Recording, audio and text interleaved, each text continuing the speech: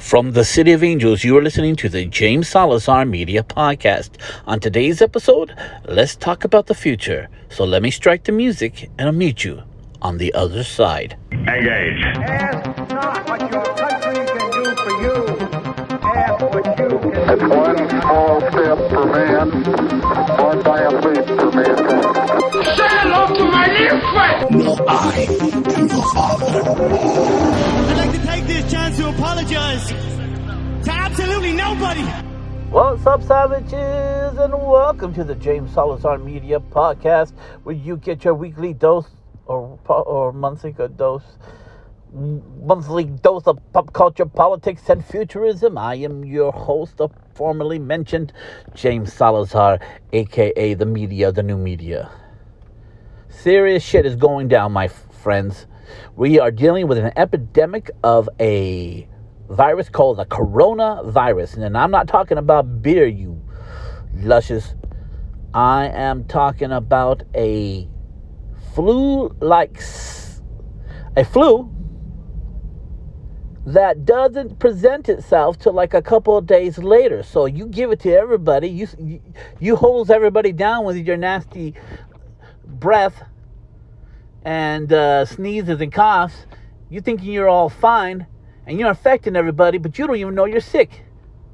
So it spreads massively because people who think they don't have it, have it.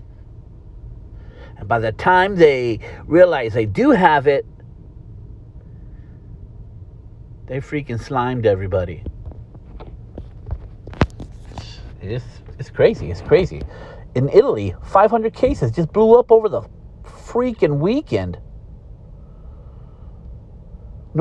South Korea is not doing very good. Parts of Europe are not doing very good. I'm supposed to go to Italy in summer. That looks like that's not happening. Sheesh.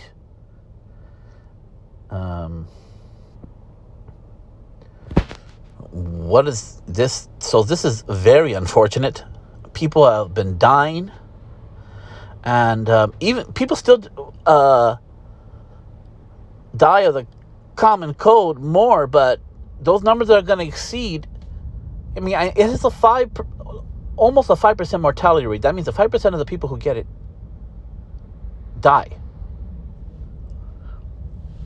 So, and those numbers get higher because people don't know they have it and they spread it around other people. So we foresee at the very end of all this that more people will probably die of the coronavirus than the common flu, common cold, after it's all said and done. But my God, we have dodged a bullet. This shows how we are not ready for a virus that kills people within a day or two, and that's highly contagious. We don't have the apparatus to at least over in the world, outside of our country, to handle this. We know now that Europe would be fucked. The Asians would be fucked if they got a virus that that mortality rate is up at 50% and up percent. Millions of people would die. This is a quick warning. This is going to kill a lot of people, but it's not going to kill. It's not going to kill anywhere near like what a 80% mortality rate virus would. So this should open our eyes big time. We even though this is pretty terrible, we have dodged a bullet because most of the people who do get it survive from it. That's the good news. And because you live in the United States, and we truly, and don't let anybody tell you different, we have free healthcare. You can walk into any hospital and get treated. And not pay that shit. It's true. I know plenty of people who's never paid that emergency room. And it is so common on people's credit reports that they don't even consider it as a marker for a low credit. It has very little impact because most people, because of the way things are, have gone to the emergency room. and they're never paid. If their insurance is not paying, or if the government's not paying it. So this idea that we need free healthcare when we already have it is silly. Now, we definitely have problems with people who have operations that need to come up. And you're middle class. Well, they're not going to stop you from having the freaking operation, but you're going to pay through the nose because they know you can pay it. They know you have the resources to pay it. If you have the resources to pay it, they're going to look to get you to pay it. But if you're making below $30,000, they're not they chalk it up to like, we're not getting that shit.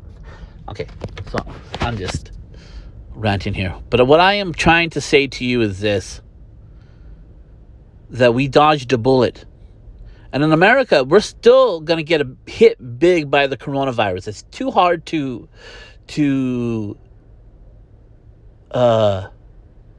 quarantine because you think you don't have it. And we're not going to have enough devices that show people how the coronavirus at hand to separate them from the population. So just prepare for that and be healthy. Eat your vitamins. There is more than a 50% chance that you're going to contract the coronavirus, but it's a 5% mortality rate. You really have to watch the elderly and the children. Just be on it. Watch your mom and dad. Ask them how they're doing. If they have any kind of symptoms, just tell them, be on the ball with those things, as well as young kids. Make sure, if that school starts coming down, take that kid out of that fucking school. Okay, I'm just telling you right now. Get their asses out of there. Homeschool them for like a month. If there's some kind of epidemic, if your kid tells you like 3 kids are sick, if one kid's sick, that's whatever. But if 2 more kids get sick, you take that kid out of that school and say, we'll come back next month and we'll see how you guys are doing on containing this problem. Okay, there's my coronavirus rant. So the future, we're going to talk about some futurism today. Now, as you know, last year I made some predictions about what I thought was going to happen in 2019. And I said it was going to be a very quiet year because a lot of what people said was going to happen, what would happen, what's going to happen in 2019, they just weren't going to talk about it. And they were going to come out with some new technologies and more advanced AI, more bigger and bolder plans towards space, more fantastic technological and the biological melding together for health. And it was going to be a very quiet year, and we're going to hear and see a lot of the implications of what happened in 2019 that they kept under wraps, or some things coming out that were brought together in 2019. 2020 is going to be the year, the kickoff for the next 10 years. You're going to see the ground laid, the base laid, the foundation laid for going to the moon and to Mars, having AI be a deeper part of our lives. And now here's my prediction for 2020. The most way AI is going to grab a hold in our society, and I'm not saying bad, good, or indifferent, it's going to be through capitalism. It's going to be through businesses harnessing the power of artificial intelligence to predict, create avenues for entrepreneurs and businesses and corporations to make more money by predicting the buying habits of the consumer at a greater rate. You're going to see less people. You're going to see artificial intelligence take a major bite out of virtual assistants, and you're going to see about 60 to 80% of what a virtual assistant will do will be You're going to see some software that will take care of that problem for you at like $100 a month. I mean, if you looked at Kartra is a platform where you can create funnels and websites. It's all done for you. You can create videos and membership packages. I mean, it is a one-man marketing team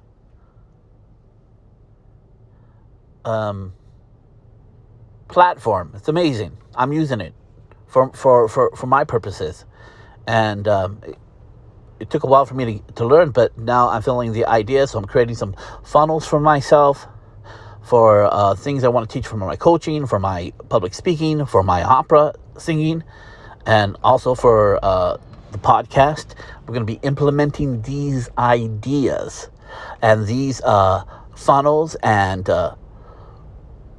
ways to make more money and reach people that would normally cost you, have you harness that whole marketing team. So, and we're going to see things better than Kartra, or have even something like Kartra adapt artificial intelligence into your business plan and do things for you. We're going to see the artificial intelligence. We're going to hear about this year about how the United States artificial intelligence is fighting the Chinese artificial intelligence for dominance. That's the new arms race, is artificial intelligence. It has nothing to do with nuclear power.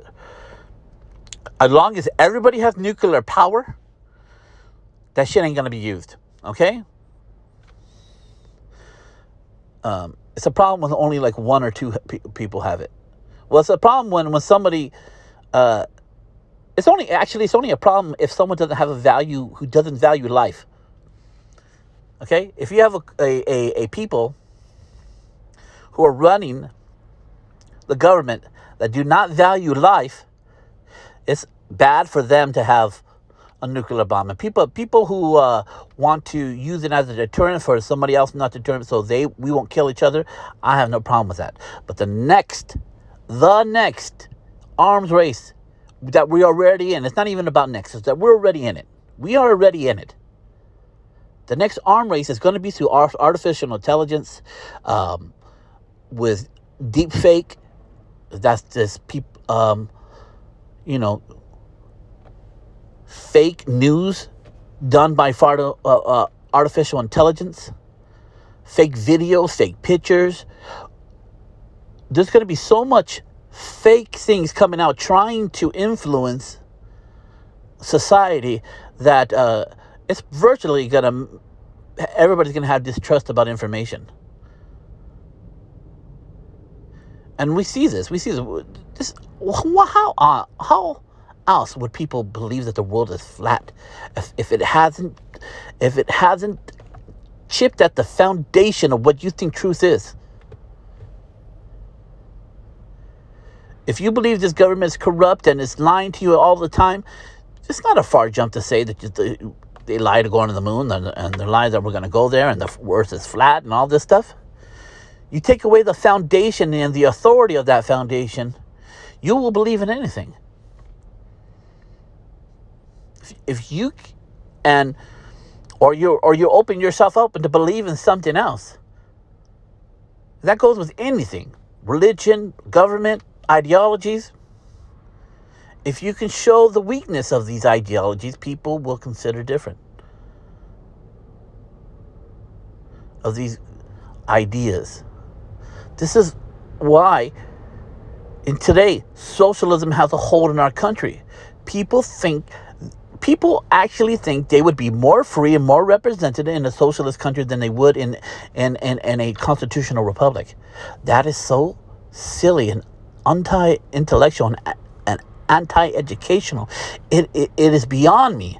But if you can speak to people's emotions as opposed to their logic, if you can get people mad, worried, afraid, all these triggering emotions that make people react without forethought, you can sway any election. You can sway any people. This is why our forefathers knew democracy was shitty, Because you just need the most charismatic person to talk to the people. And if he can influence them, he can influence them to do anything, virtually what he wants them to do. This is where our Constitution says, no. Okay, we may use democracy, but no matter what, these laws cannot be tampered with or voted on. Freedom of speech, right to bear arms, religion, people not seizing your shit, people not forcing you to talk with the Fifth Amendment. No, there's no election that can,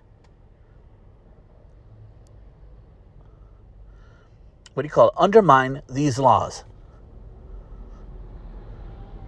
No slavery. There will be no time in earth and the American where they can vote to bring back slavery. It's against our Constitution. And we need laws that go beyond the sway of people's emotions for that election period. We need laws that stand the test of time. And this is the greatness of the United States of America. That there's certain laws since time immemorial. I know my friends hate that. They say I use it too much. That will secure the right stay with the people. And that no charismatic group or individual convincing 90% of the population to do something bad, like Germany, what can't be done because it goes against the Constitution of the United States. It would be easier for you to start your own nation than to try to change the Constitution of the United States. We're always, no matter race, creed, color, religion,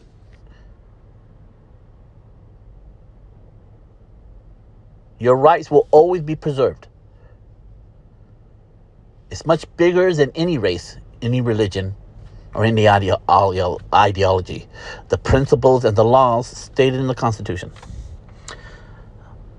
So, as I went on a political rant, yeah, I think we're going to see some foundations being made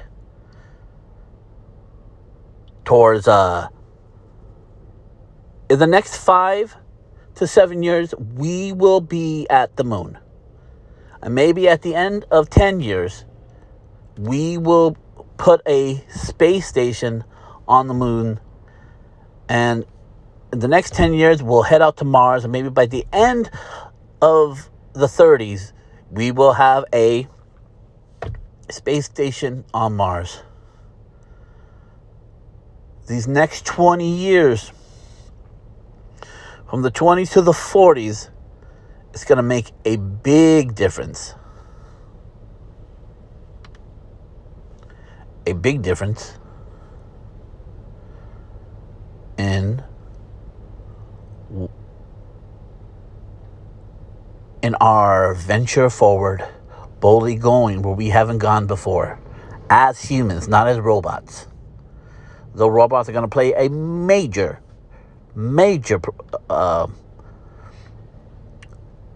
role in building, creating, forerunning to places that we haven't been before, creating habitats for us so we're out of the environments that at least half to 75% of what needs to be built to create a space station will already be structurally there, put by robots. Very important stuff, and it needs to happen. And we're going to see it. Medical advancements, like just last week, I've been telling you all year long, it started off with somebody putting a camera on top of a girl's head and having it connect to her eye socket where she didn't have an eye before, and she was able to see different colors out of it. Then it happened that they got another one, and the person could see clearly in HD with it. Now they have an eyeball. They have an eyeball that you can buy, put it in your eye, and you can see HD because it's attached to the wires, the biological wires in your head that attach to an eye. They can. We have the technology to sync them, to connect them, and have you see clearly. So right now, we're at the verge, and probably only rich people are going to have it first. We'll be able to. We will be able to trade out our old shitty eyes that are very, like yesterday I saw a girl. She had thick glasses. I mean, she looked virtually blind. Poor girl. At the age of 7, she has shitty eyes. Well, she don't have to live like that no more. She can get an artificial eye that'll make her see better than the person who was born with 20/20. In the next 5 years, hands down, I believe it. It's an exciting times. There's certain diseases that are going to be cured. And I don't know which ones are, but try to hold off as long as you can. It'll be a miracle that some people whose bodies were being wasted away through Parkinson's by shaking all the time and the muscles being worn out suddenly be cured, and these people are just back to normal. It could possibly happen. I hope it happens. I wish it would happen, especially that my father has Parkinson's. But we are at the verge of such technological advancements with nanobot technology, being able to program our genes and manipulating and controlling how our body works. Hold on. If you can live in the next 20, 30 years, you will live to 120 years old with quality of life. So I'm hoping in this next year to talk about things that confirm what I say, what I'm predicting about the future, about medical advancements, artificial intelligence, as well as our space adventures as a nation. Donald Trump, you can now join the Space Force. And I'm telling you, want to be at the cutting edge of technology and the cutting edge of adventure and live a life that's dangerous, join the Space Force.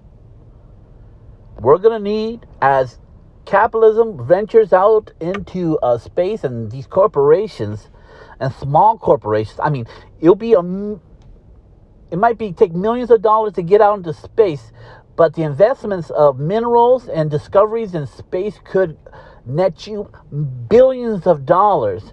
And if you have a strike of a very prosperous mineral, metal, or a new metal,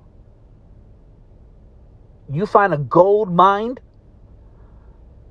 not real gold, but something that's just worth as much, there's going to be people out there who are going to want to take it from you. Just like those people who like to jump claim jumpers. That will happen in space. So we need a Space Force to handle it, so there's no wars out in space against corporations, against other smaller corporations.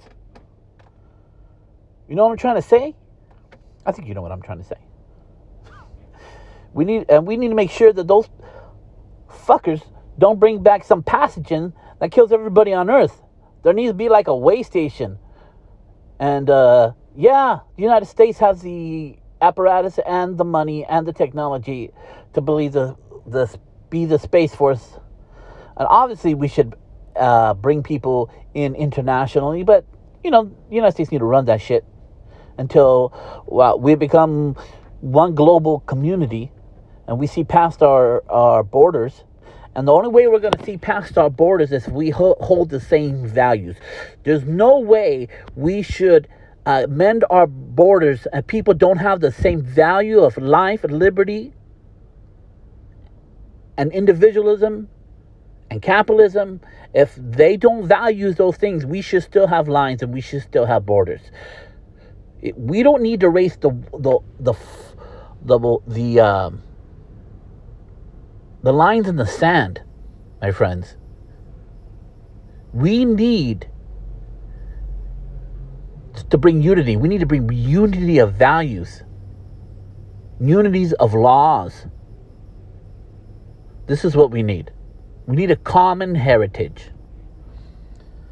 That's what's every nation. The United States is not perfect. Not one bit, but it's still the best experiment and it's working the best. The whole world needs to adopt the American Constitution and its way of life. Then we can unify as a race or just come with something better. And so far they haven't. They think better is taking control of people, taking control of economies, and handing free shit. That shit has never been better. That just causes conflicts. And it ruins production. What creates great production is people who want to create something and reap the benefits of them creating.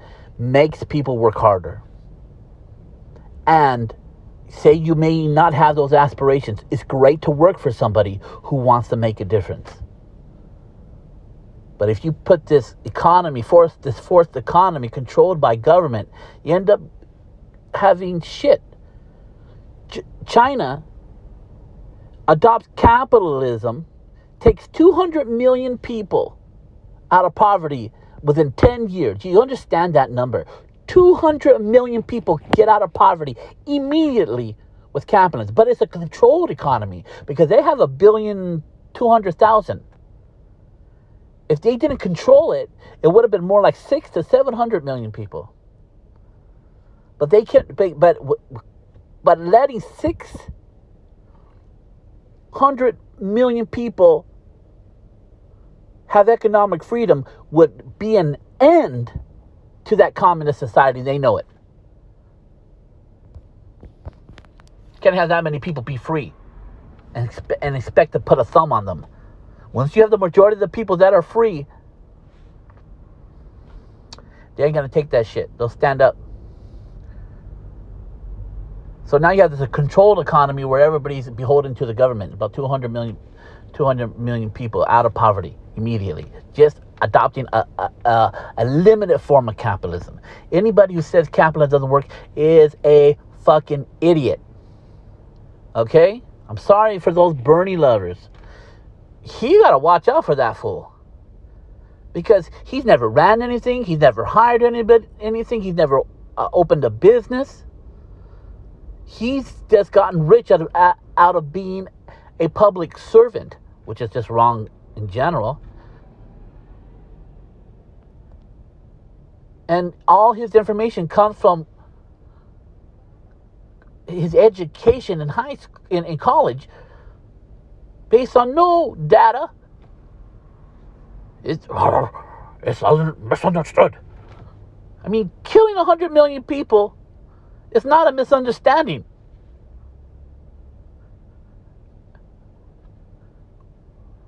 With a lot of people who believe in socialism believe it's never been tried right. It's never been done right. I don't know why they think the American government would be any better at it. You take one of the most inefficient things, the American government, and you want it to run socialism? That's stupid upon stupid.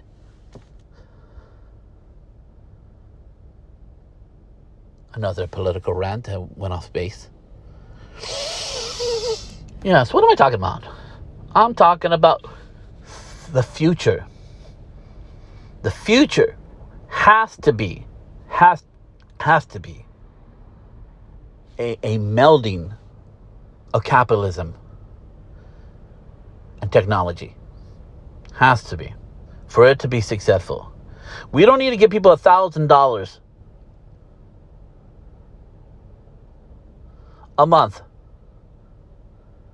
Just like everybody ran to the big cities and left their podunk town for work People will leave Earth to go to space to make money.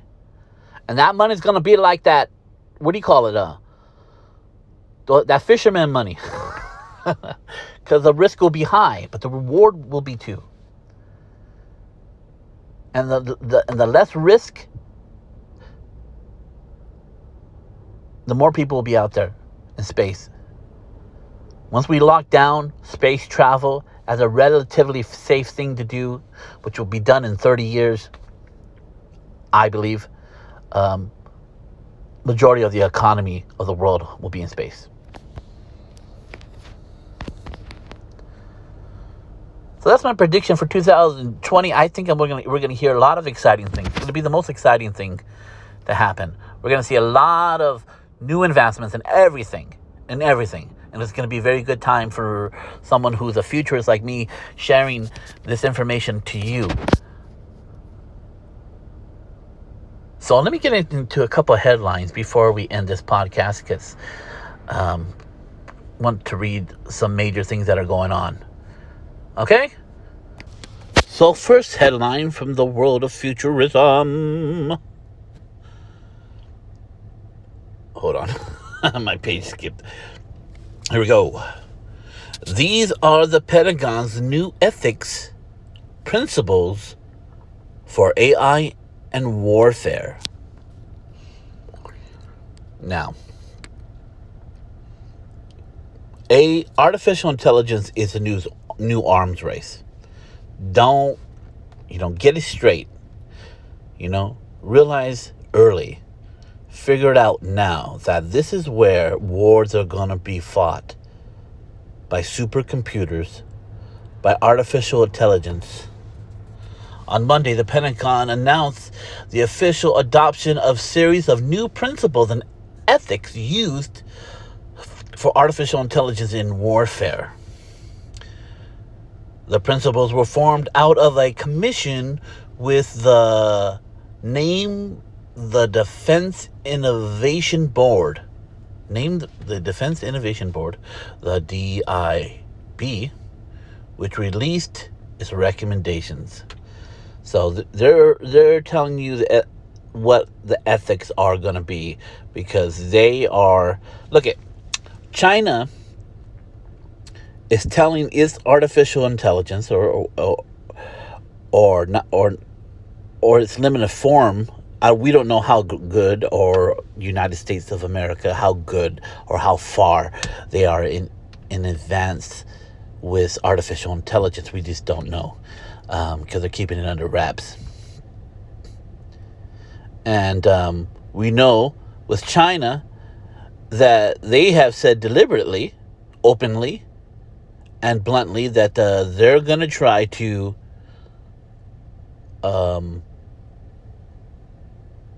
they're still in a war with us. Even though they're in a war with us, we are still their adversaries, and they're going to use artificial intelligence to beat and defeat the United States. Now, don't get me wrong. They really don't want to destroy the United States. They want in the least they want is control over the United States. And have the United States,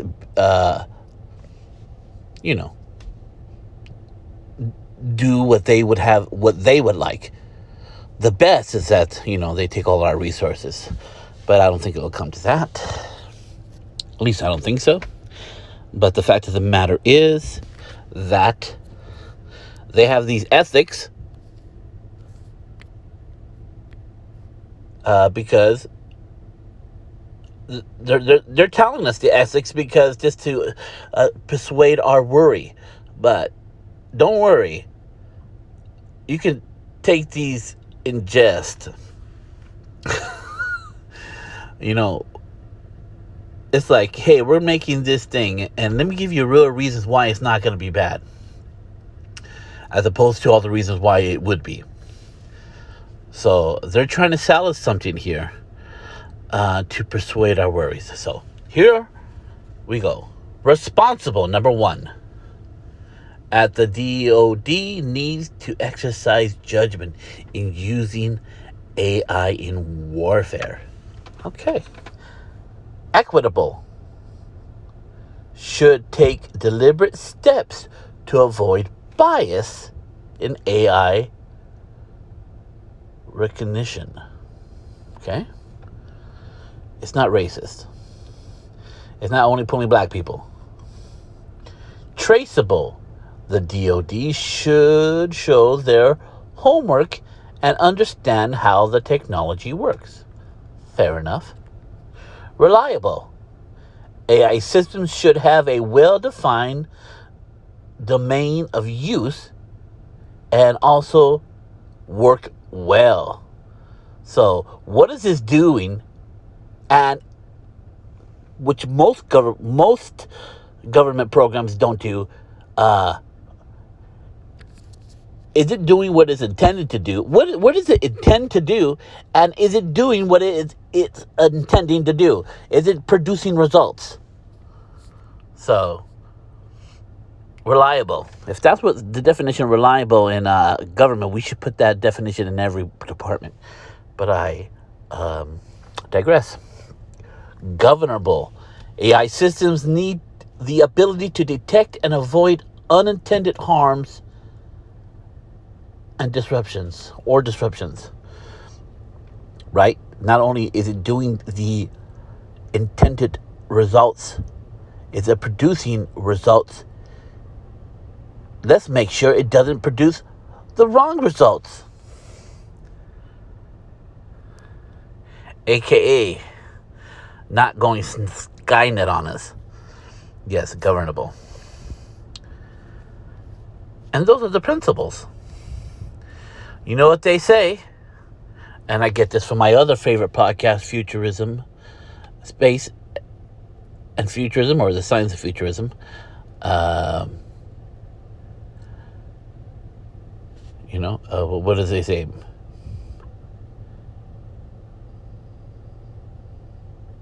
I forgot it.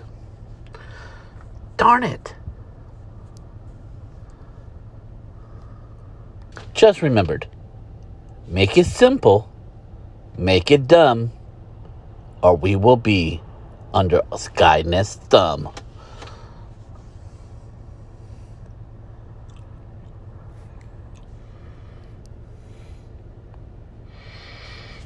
On the Nano website, scientists could double driving range of electric vehicles. At the Center of Energy Storage and Research of Korea Institute of Science, they have announced a development of a silicon anode material that can increase battery capacity fourfold in comparison to graphite anode material, and enable rapid charging to move then 80% capacity only 5 minutes. What am I reading?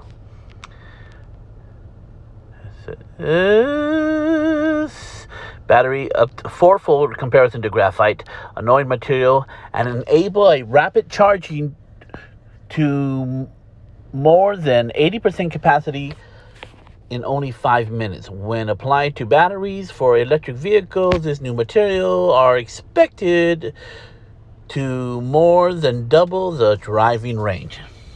That's awesome. We should. So, that's part of the limitation. That's been the biggest criticism of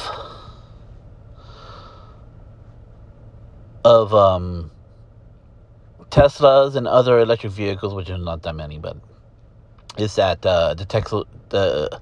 on a full charge, the Tesla can go only about 260, and on most vehicles, even though the Tesla can go faster, the gas tank is bigger and it can go around up to 320 miles on one gas tank, and And the other criticism is that there's not as many power stations as there is gas stations. So, but if you can increase the range by double, if you can take it to 500 miles a gallon, 500 miles in one single charge, then what does it matter? That's pretty far.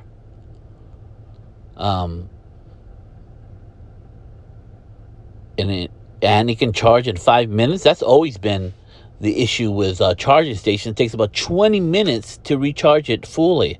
So if you're going like to Vegas, halfway to Vegas, you got to pull over for 20 minutes, which is, I guess it wouldn't be hard for people. You go and eat, but I never eat when on my way to.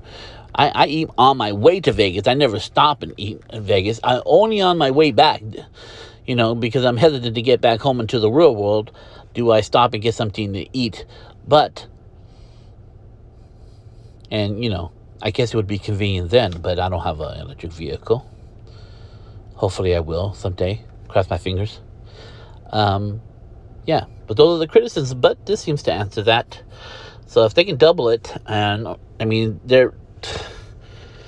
pretty sure Tesla and other electric vehicles are going to start buying this technology. It probably won't be implemented for like 3 to 4 or 5 years.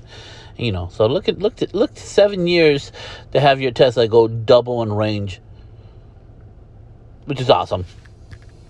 For those who want to buy, and other companies might buy the technology and put a patent on it and keep it from Tesla. And that will be their competitive edge. Also, in the Nano website, new green technology generates electricity out of the air.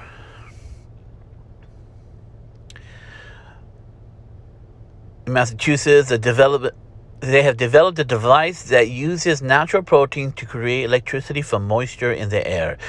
A new technology, they say, could have significant implications for the future of renewable energy and climate change.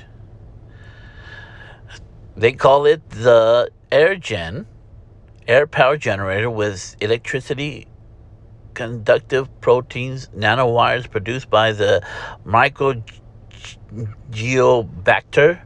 The AirGen connects electrodes to the protein nanowires in such a way that the electrical current is generated from the water vapor usually present in the atmosphere.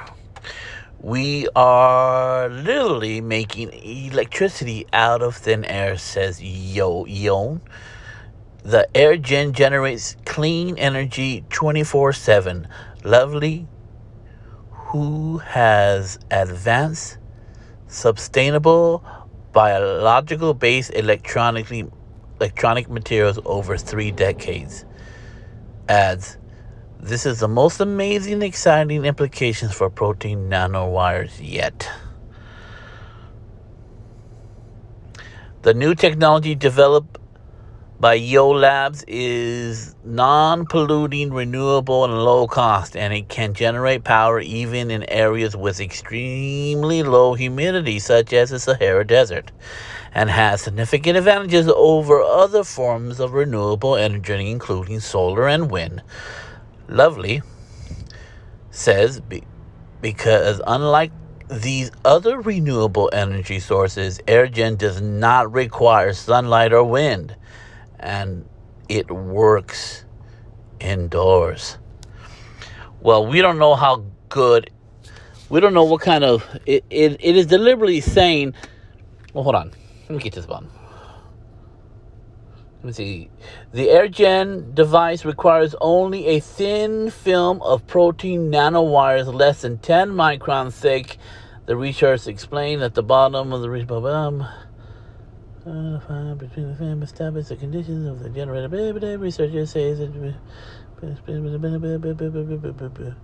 okay, which would eliminate the requirements for traditional batteries.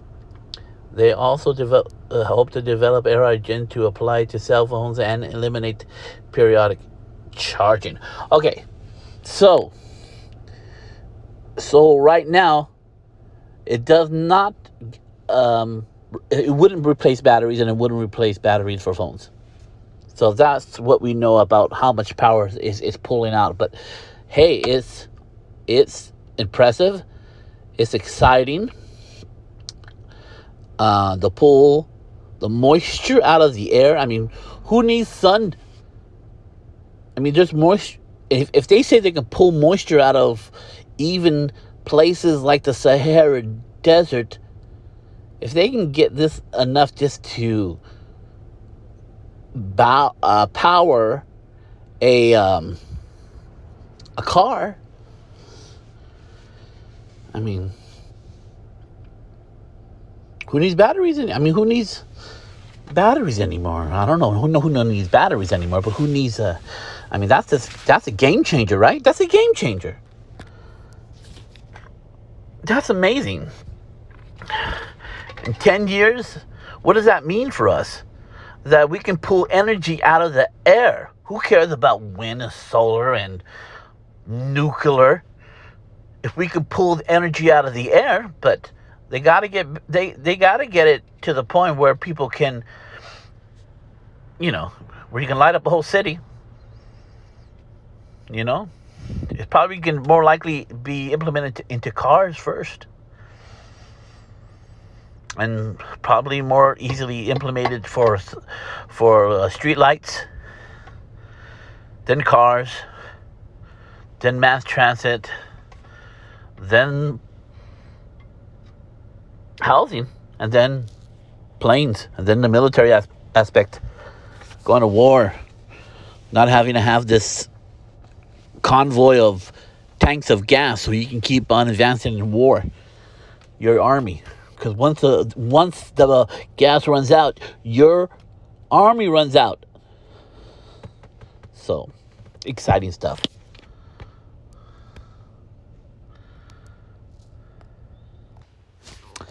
And last but not least,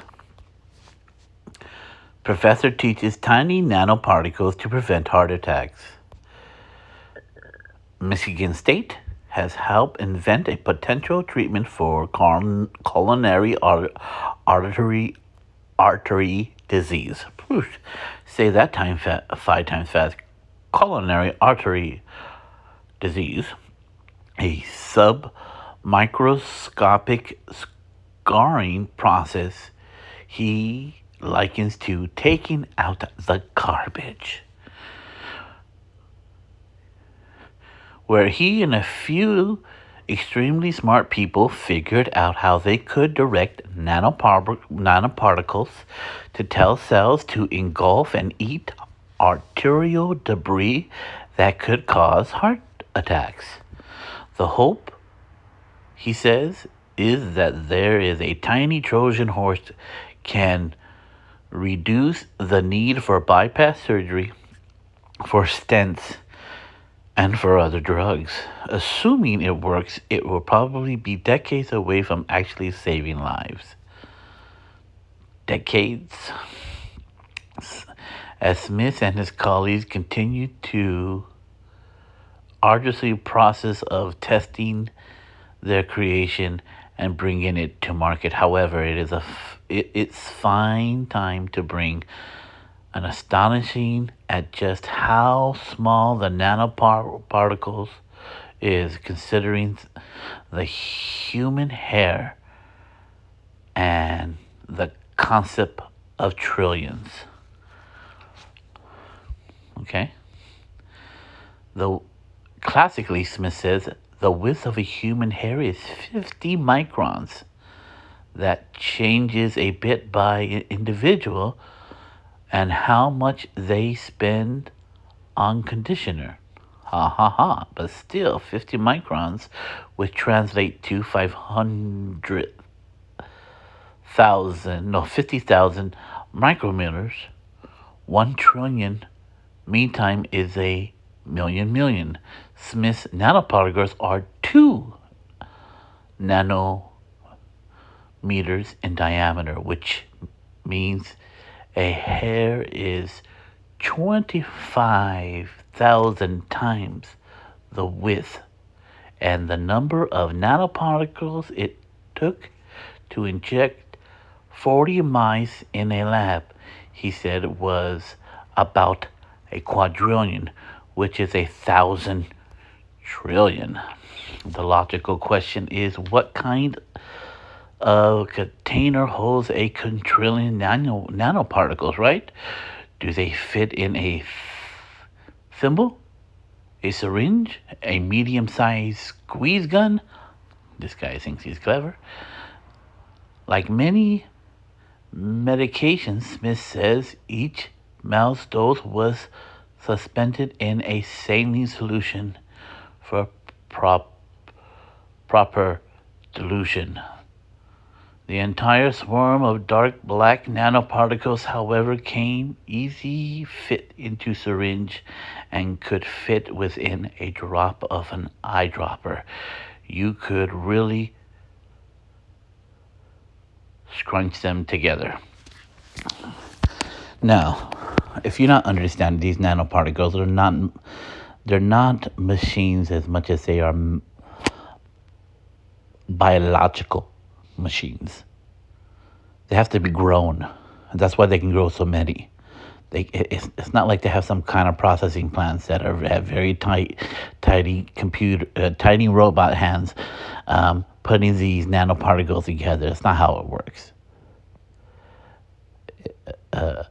It has to be done organically. That's how you see it in the TVs and the movies. That each of these little tiny robots end up doing that, and someday we might be able to do that, and that at the end of it all, after it's all said and done, being able to create a robot with small robot hands, a tiny nanobot with a small robot's hands might be the end game, because they might be more efficient nanoparticles. But for us now, we have to grow them and to have very limited, a very limited job, but an amazing job. I mean, he's saying in 10 to 20 years, heart attacks and strokes are won't be a thing anymore. They won't happen anymore. Those nanoparticles that we will have in our blood, always floating in there, just constantly, or maybe we eventually excrete them out, or they die and get moved out, or however. But when we inject these nanoparticles, maybe like once every 3 months, it'll be like an oil change for the cholesterol. So, I don't know. We might have artificial food that would keep us from getting cholesterol. But there'll be a group of people who just want the original greasy food. And they're going to need those nanobots to clean up their arteries. I know everybody right now needs to clean up their arteries. I digress. So all I'm saying here is this. Let me bring it back into focus. Heart attacks in the next 20 years will be a thing of the past. Strokes, brain aneurysms, anything where the blood clots and causes a stroke, it's going to be obsolete. And the guy says 10 to 20 years from now, but the fact of the matter is, once something gets made in this day and era and time, in this new technological revolution, the expansion of technological progress gets doubled every year. So I'm excited about the prospect of not having to worry about heart attacks, because I get fear. A couple of people I've known just died of a heart attack right out of the blue. You hear these kids. My daughter's 10 years old. I'm at 9 years old, and you just hear these kids. My dad tight as 16. And they were never the same. And I was like, oh shit, that's like 7 years. I gotta get past those 7 years so Scarlett doesn't be like that girl story. I know it's a depressing thought, but part of me says I gotta live as long as she's 40 years old or 50 years old. That's good. I'm good. I've been there enough. I've done all I can do, and there's a certain point we all have to be on their own. And I hope I raise my daughter to enough where she doesn't feel totally like she has to do something to make me happy as opposed to picking a life that makes her happy.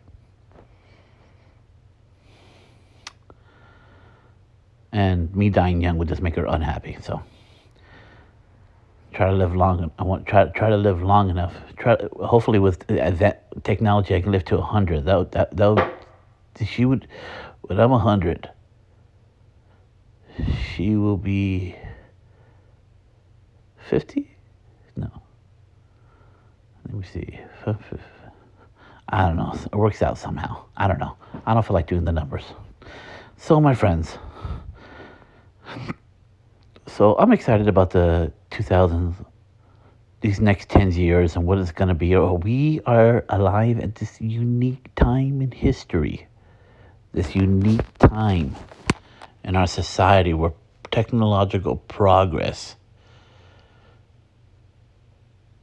is blazing forward.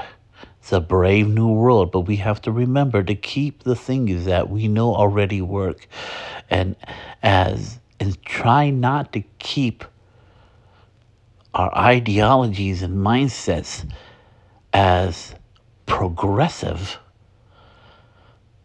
as technology, because ideologies and mindsets and philosophies are not like science and technology. It's just something other than that. That the way we think, if we're going to make changes to the way we think, it must produce better results. And until then, personal responsibility, individualism, believing in oneself, hard work and discipline will always be the apex of intellectual thought.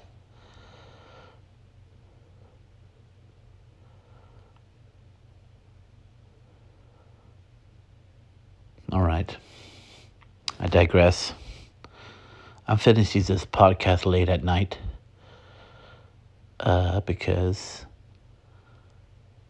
I had a busy week. It's been a lot. My wife got sick for a week, and I thought she got the corona, but it wasn't the corona, just a regular flu, what actually kills more people than this. There's like 10 people dead from the coronavirus. And basically, there is 18,000 people dead of the regular flu, and nobody's scared of that. So we got to have perspective. This thing's highly contagious. It has a 3% mortality rate. That means that 3% of the people who get it die. And it's mostly elderly people. Most of the deaths in the United States come from this single resting home. And now everybody's quarantined in there. So as the numbers rise, as they die in there, they probably got like 20, 30 people. They're going to be 30 people. And people are going to say, oh my God, we'll have 30 people dying in the United States. But no, it's all in one place. They didn't know how to handle it. Everybody has it. And the incubation rate, or the non-symptoms, you don't have symptoms. Here's the problem with corona. It takes maybe about 3 weeks for you to show symptoms. So you gave it to everybody. You breathed and coughed on your ass on everybody. You got your nasty mucus on everybody, and everybody thinks they're just fine. But you don't know. You don't know if you got it. You probably gave it to your whole family. And you're unable to know it. So I would say to you, if you deal with a lot of people, I'm not saying you have the coronavirus, but you need to act like you have it and prepare yourself. Be healthy, eat right, drink a lot of water, make sure your immune system's high. So when it starts to show symptoms, you got all your NyQuils and your Theraflus and and just, prepare for worse. But the problem is you don't know if you have it or not. You got to live your life the way you live it. You can't keep away from everybody because you think you don't want to get it from anybody else, or you think you're going to give it to some other people. All right.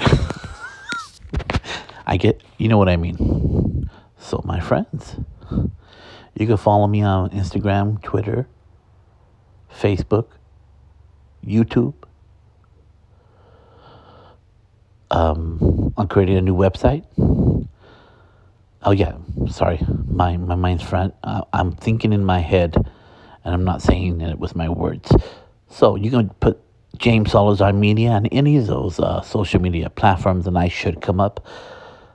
I'm also on LinkedIn. I'm going to create a new website, so the website's sort of down right now. Please subscribe to the podcast. Please rate the podcast, and rate it good if you can. I know I have not been consistent.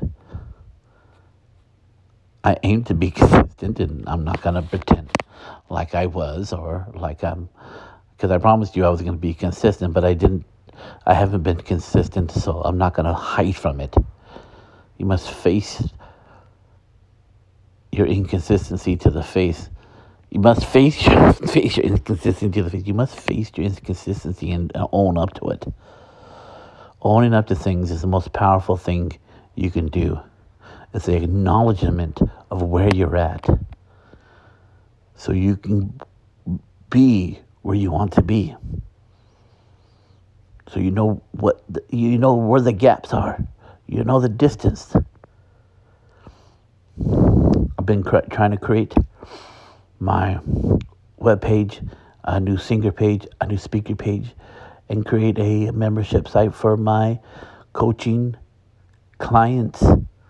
And I will be giving you information about that, just in case you want to be a part of the coaching system that I am creating for my clients. So, as you know, I'm talking softer right now because I'm at night and I need to finish this podcast. Need to get it done. So, my friends, when the storms of life come against you and you find yourself on your knees, stand tall.